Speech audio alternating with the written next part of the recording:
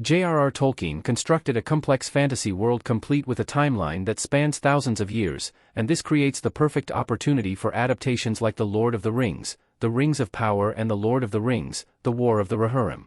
Though Frodo's journey with the One Ring is the most well-known Middle-earth story, the legendary author recorded dozens of tales, each taking place at different points in his fictional world's history. Tolkien organized his timeline into ages, serving as the roadmap for Lord of the Rings adaptations.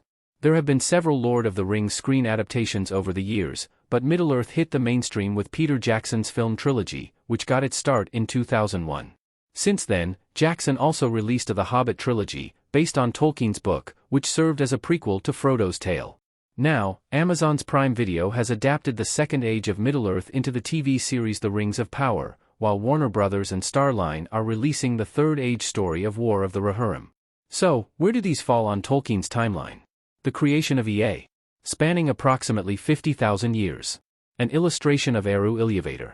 Tolkien's world comes complete with a complex creation story, which saw the supreme god Eru Iluvatar create the universe known as Ea.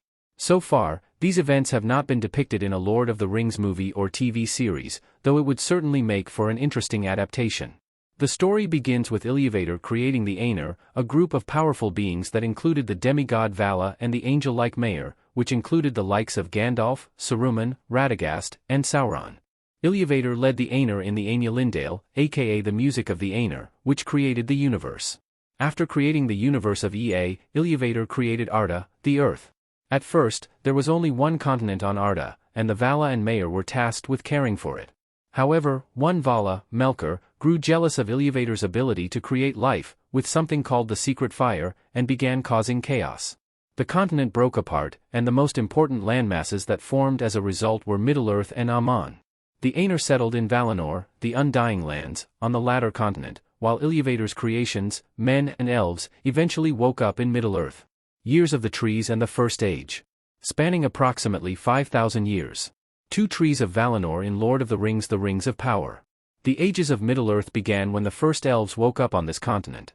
The First Age spanned about 5,000 years, and a great deal happened during this time. Again, there have so far been no Lord of the Rings screen adaptations set within this time period, but Prime Video's The Rings of Power makes frequent references to these events. This is when Melkor, who became known as Morgoth, rose to power and challenged his fellow Vala in war, and when the elf Fëanor created the Silmarils.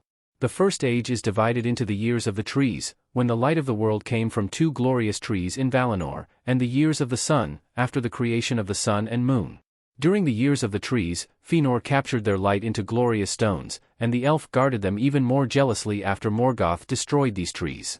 When the Dark Lord stole the Silmarils, Fëanor led his people, the Noldor, which included Galadriel's kin, to Middle-earth to retrieve them.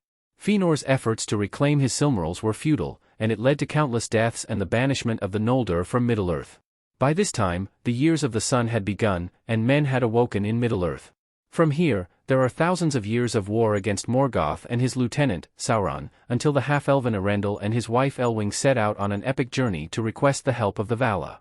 Touched by the union of elves and men, the demigods agreed to help and imprison Morgoth in the halls of Mandos.